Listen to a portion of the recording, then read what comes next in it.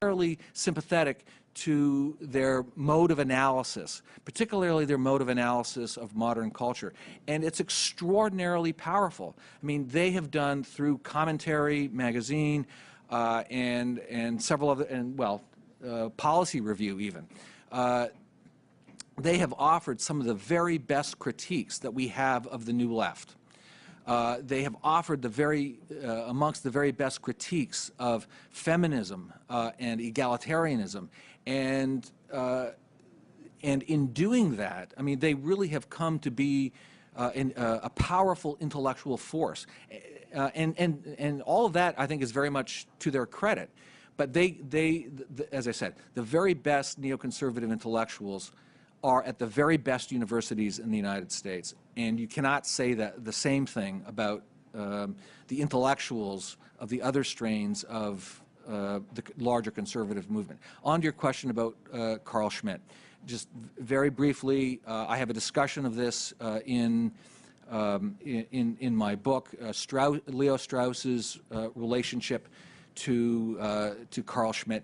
The first thing I want to mention is this.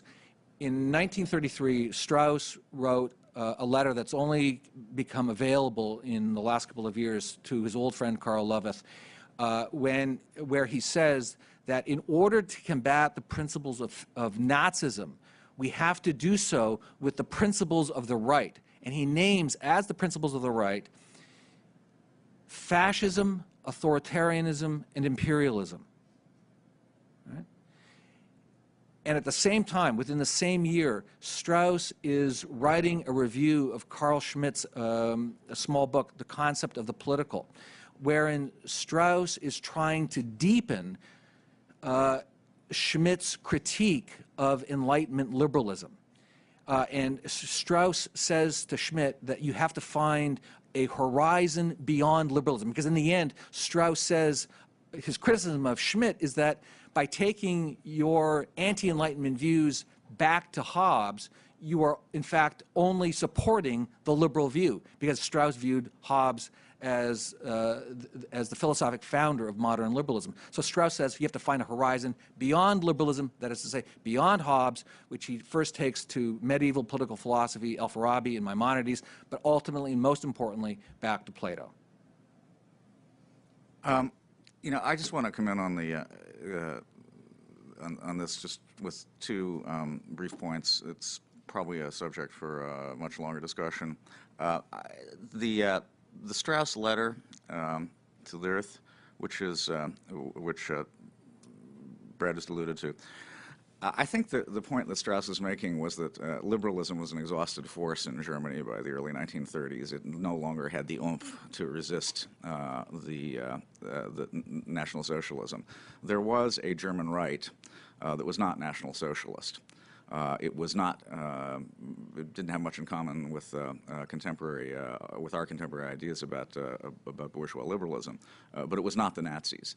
And I think Strauss's argument in the letter is that only this force within Germany would have the potential to resist the Nazi takeover. So you know, Brad's reading of the letter, in my view, is out of context and somewhat tendentious. Well, I have to. I'm sorry. Let me just respond very quickly to this. It's in fact in context. The context is that one of Strauss's friends, the philosopher Jonas, described Strauss at the time as being one of the earliest friends to fascism. This from a friend of Strauss's. And Strauss also at the time, we now have evidence, and I talk about it in the book, Strauss read the encyclopedia, the Italian encyclopedia article by Mussolini on the principles of fascism, co-authored with Giovanni Gentili. And if you read this essay by Mussolini and Gentili on the principles of fascism, it's very hard to distinguish between Strauss and Mussolini. No, actually, it's not really very difficult to distinguish between Strauss and Mussolini, but I'll just enter my, we'll reserve that for another day. There on the corner. John Purdy, the Fund for American Studies. For Brad Thompson, when you mentioned the Cato Unbound essays, you failed to mention Patrick Deneen, his critique. I wanted to know if there was a reason for that. And secondly, do you agree with Todd Lindbergh that the obituary portion of the title is greatly exaggerated? Right. Well, you did notice that that I did not thank one of the three respondents to my Cato Unbound essay. I will respond to Patrick Deneen in print or electronically at Cato Unbound after I return from this trip to Washington. It's hard to know what to say in civil and polite company about an essay that is so fundamentally dishonest, intellectually dishonest, and more, that I will just say for now that all of you who have been following this public conversation should wait for my response, my public response, which will be coming within the next week. I think it's probably best to leave it at that. And your second question on the title of the book, the title is ironic, and it's ironic in two ways. First, it's ironic in that it's a play on a title of an essay by Irving Kristol. Irving Kristol once wrote an essay called Socialism, an Obituary for an Idea, an essay which, by the way, is one where Kristol defends the moral superiority of socialism to capitalism. It's also an obituary, I think, in the ways that Todd suggested, namely that though neoconservatism is obviously still very much alive, one might describe this book as a prolegomena to any future obituary, in the sense that, and Todd, and I'm glad one person, namely Todd, got the reference to Charlotte Corday writing Marat's obituary on the way to Paris. Yes, the book is polemical to the extent, although I'd like to think that it's philosophical in many ways. It is polemical in the sense that the goal is to unmask neoconservatism, to take it on, and then ultimately to defeat it on the intellectual battlefield. Let's take the last question right here. Bill Dennis. Raise your hand, Bill. You can hear me without these things. Brad, I haven't made an opportunity to read your book yet, so I guess I'll have to after this. You probably deal with this in there. But do you think all Straussians are neocons and all neocons are Straussians? Because I think there are different roots for both those groups besides Straussianism. Yeah, that's a good and a fair question. No, not all Straussians are neocons, although I think all Straussians, to one degree or another, are at the very least friendly to neoconservatism.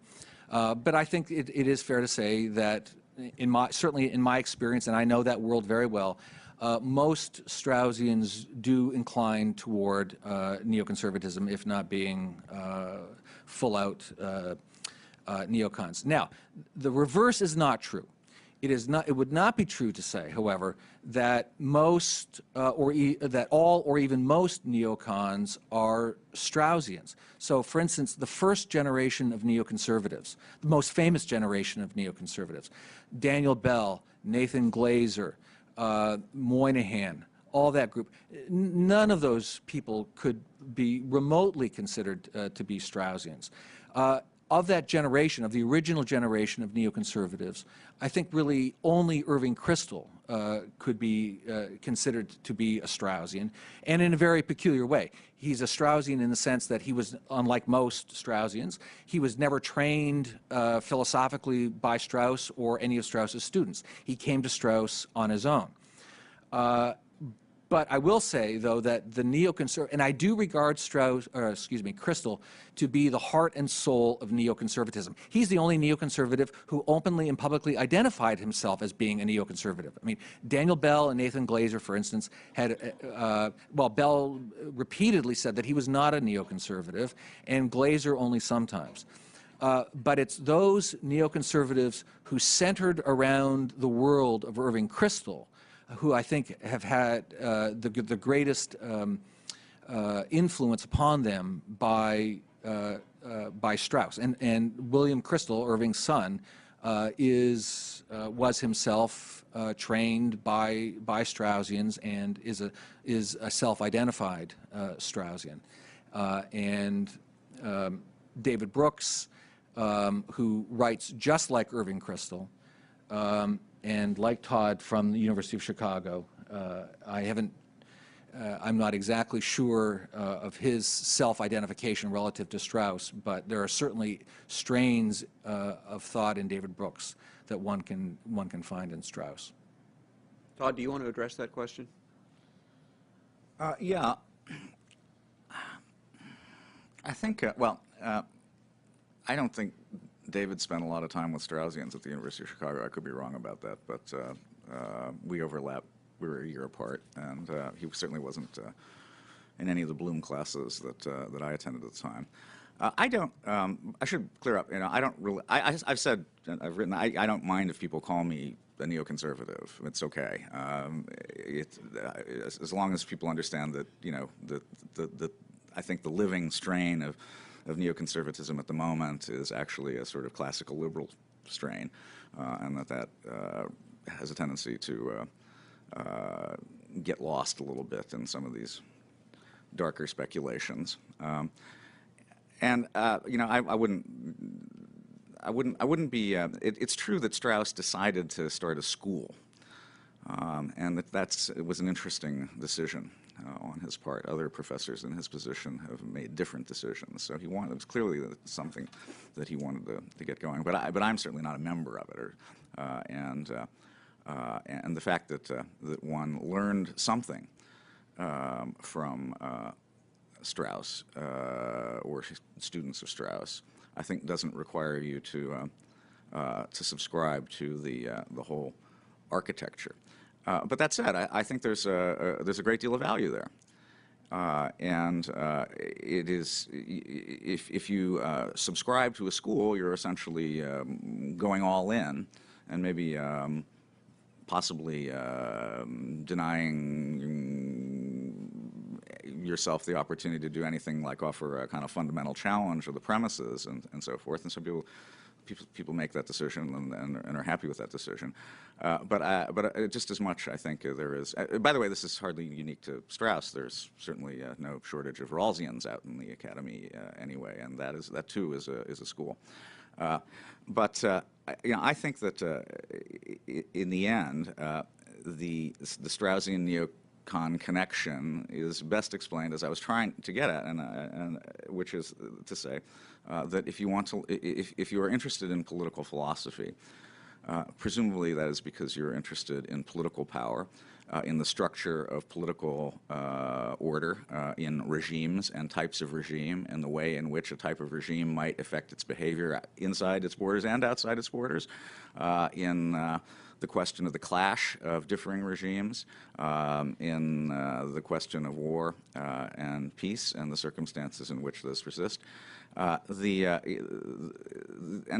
that is, if you are interested in those questions, you may also be interested in having an impact on policy in your own country. And I think I don't think we need to go a whole lot deeper than that in order to find what accounts for not the identity, but what is in fact, you know, substantial overlap between these two things. All right. Thank you, Todd Lindbergh. Thank you, Brad Thompson. We have books and lunch upstairs, so please join us up in the Winter Garden.